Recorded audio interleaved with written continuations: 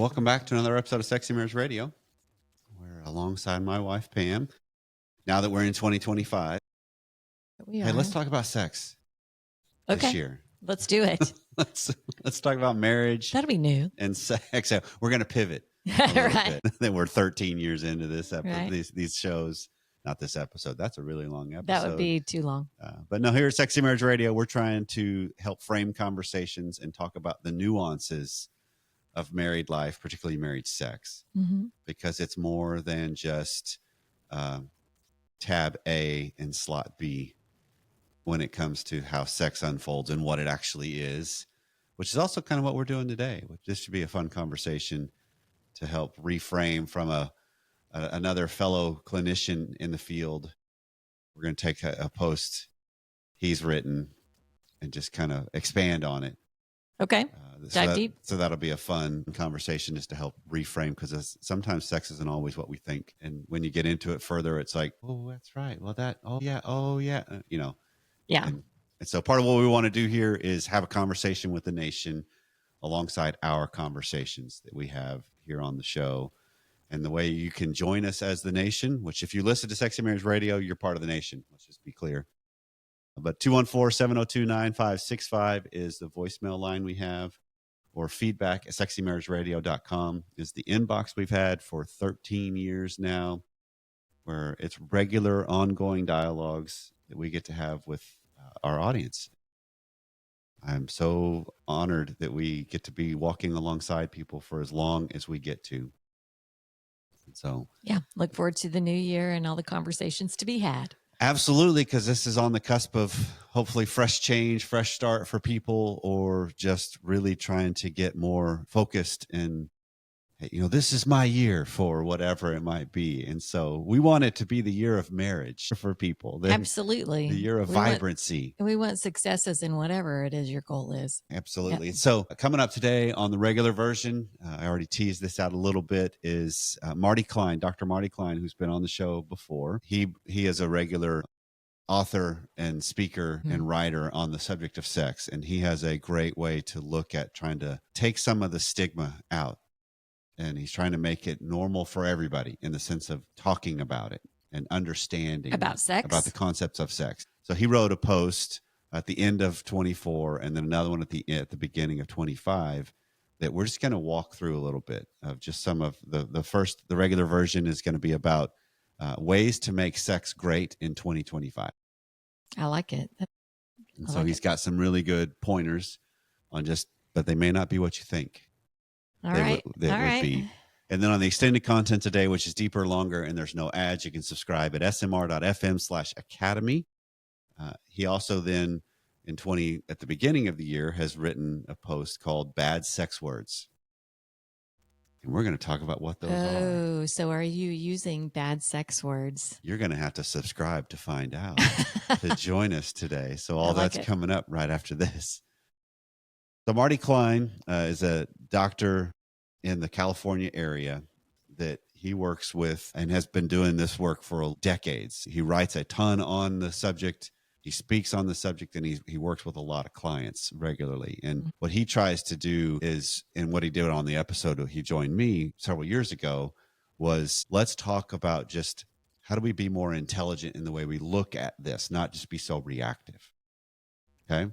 All right. Maybe I need to slow down a little bit and realize, wait a second, there's a whole lot more going on than just the physical act of sex. Absolutely. Yeah. Okay.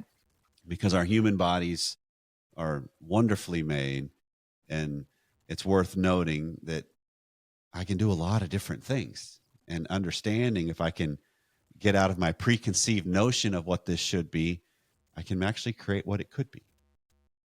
Right. Right. And we don't think sometimes about all the other things that we do that affect whether our spouse wants to do it, or all these. Exactly. Because it's a relationship. It's a dynamic. Yes. There's a lot more going on than just the physical function of our biology. Okay.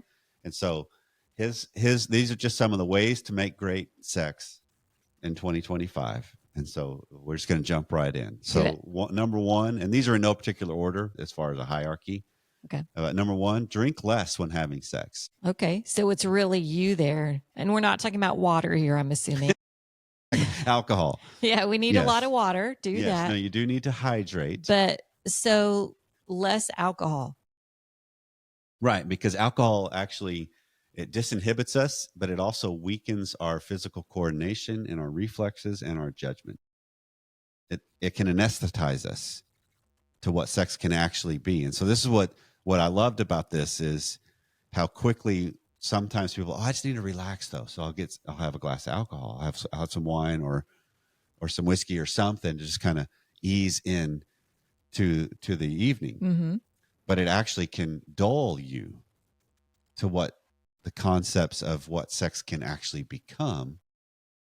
It becomes a barrier. So to me, what I'm hearing here is the alcohol, while it may suppress some of the stress I have, and that's what a lot of people run to it for, actual connection that you have, that's more about a physical thing. It's not about creating a connection between the two of you. That's the focusing on the act only, not the relationship in which the act is taking place. Right.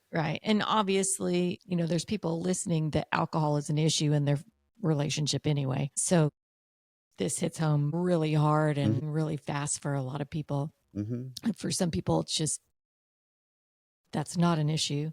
No, absolutely. But it's one of those that we did an episode years ago on basically on this idea of, if I need to have a glass of wine to get in the mood, is that actually a good thing? And again, all of these are in relative terms in the sense of one-offs, special occasions. It's fun. They're okay. But if it's a all the time kind of a thing, what does that say? That I need this to actually connect with my spouse in this way? What does that say? Because it actually can become a barrier and a buffer between us. Yeah, I would say it's not actually a connection. Right. It limits what can be as far as the actual connection, which to us, this is where the profoundness comes into play of what married sex is. Yeah, absolutely. The connection that comes there, and that now it's inhibited because of the other. So I'm in agreement on that one. Okay. Yeah. Here's number 2. And this is aimed at the men. Do you have sex with women? One word, cunnilingus, which is meaning being willing to go down. Oral sex. You get comfortable with it, fellas. Well, I guess I'm confused by the wording there. Do you have sex with women? Right. He's a target towards men. Okay. So if you have sex with a woman, maybe the wording and the emphasis threw me off there. That's fair. That's okay. Fair. So for the fellas, get comfortable with performing oral sex on her, and it's also, don't just learn to tolerate it. Actually examine what is it that makes it to where it's enjoyable. And this works for women too, in the sense of, how do I learn to get more comfortable with this act being performed on me by my husband? Well, and how do they get more comfortable with it? And so maybe that separate episode of just, how do you do it well, and how do you become more comfortable with it? Because there's a lot of details in there and a lot of baggage that can come along with that. But I think this is a great tip. Well, it's easy to say, get comfortable with it. Well, but it's also one of those not easy to do. Absolutely. But that's actually true for a lot of aspects of our life. That there are things that's like, I just tolerate it, or I'm just don't even want to explore it. Rather than, okay, what if I lean into this a little bit more? What if I actually start to examine? And maybe the first step is just, I start talking about it. Right? I start just trying to really understand, what is it? Because some people, there's a history there that I haven't wanted to face. Others, it's just naivety or discomfort, in the sense of, it just kind of makes me a little squeamish. I just don't like that level of vulnerability. Yeah. I don't like. Or it's a cleanliness thing. So showered. Maybe try it in the shower. Maybe do it right after you've both showered, so that it's. The overarching idea being, make it focused on the wife. It's not just a male event as far as sex goes. Gotcha. How do you really go after her pleasure? Because this is a quote from Lori Mintz, which is the idea of clitorises and vibrations and tongues go really well together. Agreed. And so it's get comfortable with that. So it's something that focuses on her and her pleasure, because for a long span of time, sex has not necessarily been focused on the woman. And that's changing, fortunately, but it still needs to continue to change to where it's focusing on both. But in this instance, she's the center of attraction. Right. We don't want always for it to just go to one side. We don't want this to be a pendulum where it's one side or the other, right? Can't overreact and go to the other side and make it right. Yeah, both ways. This is a collaborative thing. But again, cunnilingus, get comfortable with the idea and try it out. Take your time. Warm her up. All right, number 3, this one I love. Get over your body. And this one, he's got 2 specifics. Women, yes, you're fleshy. It's all that girly estrogen and maybe a few cookies. And men, yes, you don't have the world's largest penis. No, you don't get hard instantly. In fact, maybe you don't get it up at all sometimes. Sex can work with every single kind of body, no exceptions. Bodies don't ruin sex. Self-consciousness does. And you can't, yeah, that's real. How do you get past the self-consciousness? That's a whole different beast. It is, but that also means you turn towards it. Yes. That's the point of, okay, wait, I'm not comfortable. Because this is something we've had over the history of the shows where it's like, I don't like the way I look in this position. I don't like the way I look when I'm naked. I don't. And so there's a lot of little things you can do that start doing the mental exercises towards it, or even getting to where it's the visual exercise. I mean, there's one, this was years ago that it was mentioned on the show, is in various stages of undress, stand in front of the mirror and take yourself in. Don't be critical and judgmental, but actually just take in the visual of yourself. This is just me by myself, or this is during the sex act? No, this is you by yourself, in the sense of just, we all know the different aspects of our body. It's like, oh, I don't like that about me. Mm-hmm. I don't like that curve. I don't like that roll, that jiggle, that whatever it might be. But look at the entirety of the story. Look at the entirety of who you are. And then if you're lacking in confidence, if you will, of how you view yourself, it's likely, if not possible, that your spouse doesn't have that view of you. So how do you take in their judgment a little bit to see it as they're into you? Yeah. They love you. They are excited about you. They think you're as sexy as can be, and so, because again, this is so much more than just how do I look? It's how do I carry myself? How do I feel? And that goes a long way. I guess this is an issue for all body types. Yes. Right. I mean, he refers to you're fleshy. Ladies, you're fleshy. You might have a couple cookies. It doesn't matter if you're extra fleshy or not. I mean, this is, maybe I've got a few extra pounds, maybe I don't. There's a self-confidence issue across the board, no matter the body type. Right. I don't like how my legs look, or I don't have a butt. I have too big of a butt. So that goes across the board. So I don't even want this to just be about weight. It's absolutely no. Which is what I feel like the wording was a little bit for the ladies on that. Well, that's fair, but it is one of those, because you think of how we still fight societal norms.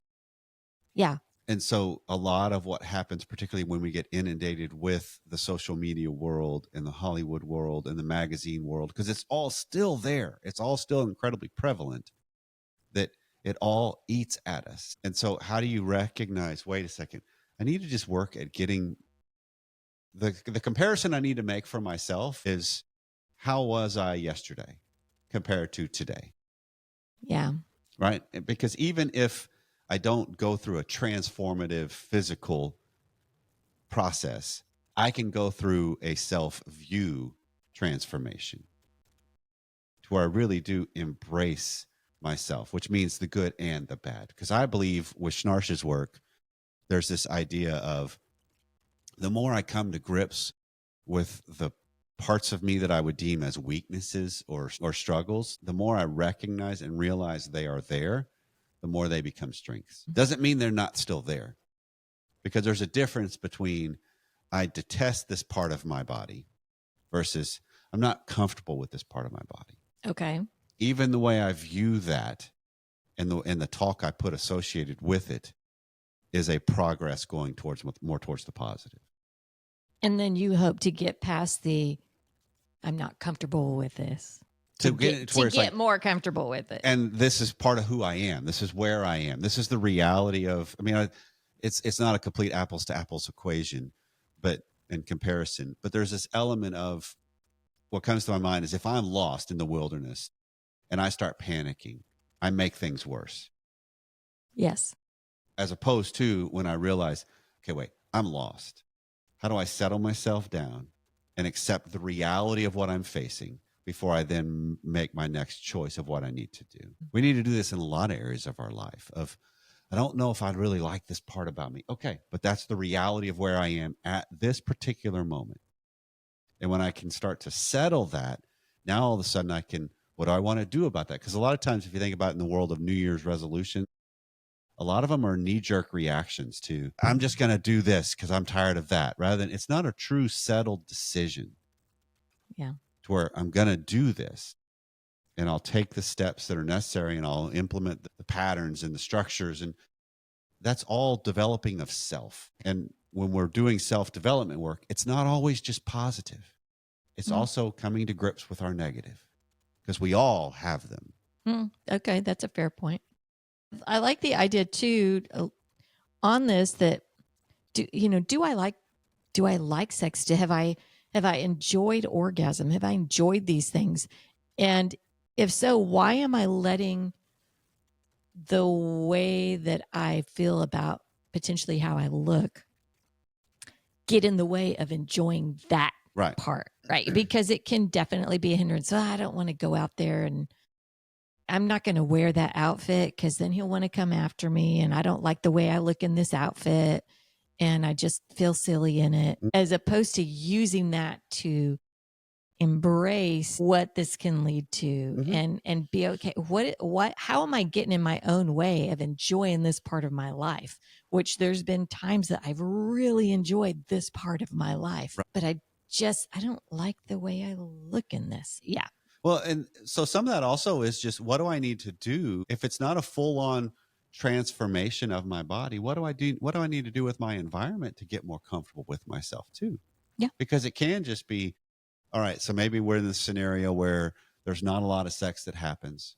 And when it does, typically he prefers, I'm just going to use the male female perspective. Sure. He prefers all the lights on or the windows open or something. So there's a lot of visual going on. Whereas for her, she's like, I don't like how I look. I don't want to be that uncovered because it's too exposing to me as I see me. But yet now she's hearing what you're describing of like, but I want to lean into this more because when we actually do have sex, I love it. I love the feelings. I love the sensations. I love how we feel close together in the midst of it. So a leaning into embracing and getting over my body can just be a step of, hey, I would like candlelight more, or I'd like to try it in the dark some, or I want to wear this because how I feel. And it goes against what he really enjoys, but it's embracing yourself some in that moment, which is also moving more towards the mutual goal of how are we enhancing this act together? Yeah. Because it's not always according to what one person wants. It's also a collaboration, which means I got to be willing to step up and say, hold on a sec. I want it this way. Or wait a second, you're not done. I want to still keep going. Exactly. And, or, so it's those kinds of aspects, which is an embracing of ourselves more in this component of us, which is also the process of just how am I carrying myself? Because there's a power there, which that's what I think we can tap into. And that's the goal. Because it's not just, I'm just going to work out so I make sure I look hot. No. Be hot. It might be a while before you get there. Well, even if you're devoted to it, it might be a while before you get there. So let's just ramp up the other stuff along the way. If I all of a sudden haven't done a metamorphosis of my body, but I feel good after I do a good workout or good sleep or whatever, then do those things because it's how you carry yourself. That's what adds a different swagger, which that's about getting over your body. I'm flaunting my body. Doesn't matter what it actually looks like. I'm flaunting because I like who I am. And that's a good step for everybody.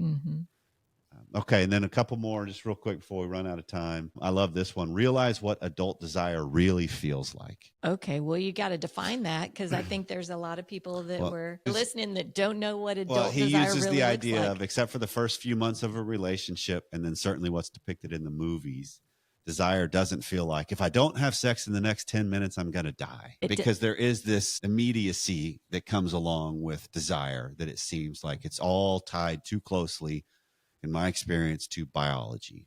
Well, I got that tingle, so we got to do it right now, rather than adult married desire is a whole lot more. I mean, here's his quote. In real life, it's more like, yeah, sex would be nice this week. You think we can make that happen this week? That's actually desire. That doesn't sound like desire to me. Okay. How so? Desire in my mind is more, it's more intense than that. It's not just kind of, that sounds like I'd like to have cheesecake sometime this week. I would like to have cheesecake. I guess it is. I have a desire for cheesecake. I have a desire for sweets. And so I'm just going to say, can we do this? So look at it on a continuum. Scheduling a dentist appointment is what that sounded like. I need to get my teeth cleaned. So can I schedule that this week? What I hear in this is a lot of times we confuse desire with a feeling, rather than desire something bigger. I just want it. It's something I see as good. It's something that adds value. It's something that is enhancing, that's also associated with a feeling. It's not as simplistic as a lust or a hormonal reaction, arousal, that I lust after something. That seems a little more intense.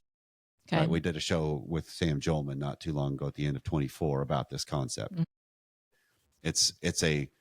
It's a biological component of our makeup, to where we have reactions and responses to things that instigate in our bodies. Right? There's a physical sensation that comes with it. Desire is more than just that. It's also, there's a deeper meaning associated with desire. It's not just, well, I don't desire this right now. Well, of course. I mean, that's because here's the best example I've got. I've used this a couple different times throughout the years.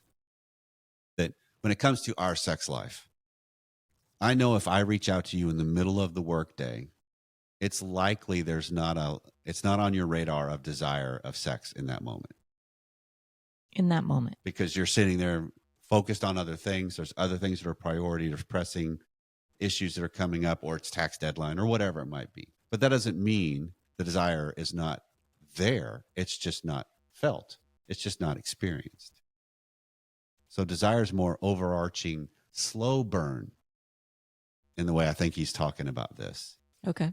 Than it is this whole overwhelming, I got to have, what do I got to do? Because even the same kind of concept, if I wanted cheesecake, to use your example, well, we don't have it just on hand. There has to be something that it's planned for. And if I'm of the type that as soon as I have the thought of cheesecake, I get up and leave the show while we're recording to go get a slice of cheesecake. I don't know if that's necessarily desire, as opposed to that's a whole lot more intense and problematic in the long run than just, and that'd be good. Let's do that for dessert tonight. Okay. And I'm willing to wait, because adult desire is not just teenage desire or Hollywoodized desire that has to be acted upon right then immediately. And there. Yeah. And I think that's the point. Okay. Is too often we confuse those and think, rather than, I will not die if an erection just goes away on its own because I'm aroused. It's just not going to happen. Does that make sense? Yeah. I mean, that's what I hear in this. Okay. Because I think this is what I keep coming across with clients, that the higher desire gets caught up in the, how can they not feel like I do with this? Rather than, maybe they do. It manifests itself differently, and it's just not the same level because it's not the same meaning. And so realizing there's a more slow burn that goes on with this. This is why we love about the idea that married sex is a long game. That there's a longer interaction that goes on. Yeah, true. As we're dealing with this component of our lives and our relationship. And when I can maybe grow a little bit to see it as what this could be, what this actually is. How's this something that's just part of the equation, but it doesn't have to always be way above the surface? That's a more mature way to deal with harnessing that aspect of our life and steering it well. That's the other phraseology we've used a lot, because my biology can be steered. It doesn't always have to just be acted upon. Gotcha. That's adulting. It is. All right. So any other things that are kind of takeaways as we kind of wrap up the first segment? Okay. Because this is one of those that the thing I love about Dr. Klein is he takes some of the common things that we think of as, wait, that's a problem, and tries to flip it on its head to, is it really? Hold on a second. Let's look at the entirety of the story. Because he even makes a comment in something I read of his a while back that most people would say, because I've had this as a client with clients in the past, of the term for sexless marriage means it's less than 12 times a year. So it's less than once a month. According to the literature, would say you're in a sexless marriage. But I've had a client that has sex less than that they both are totally okay with. And so they don't like being seen as we are in a sexless marriage. Because it's like, we're not. We do have sex, so that it's not sexless. And it's not a problem for us, which means why does the world need to think that it is a problem? Why would the world know that that's them? Well, but it's just that concept of, this is embracing myself of, yeah, but it's not to me. And so I can swim against the stream in some ways. And that's what he's really good at, is how do I reframe some of the normal dynamics that people throw about? That's what we'll be talking about in the extended content, and look at it as, hold on, is it? How does this apply to me? And is it really a problem for me? Because if it's not, then embrace that and be okay. Yeah, you don't have to be like everybody else.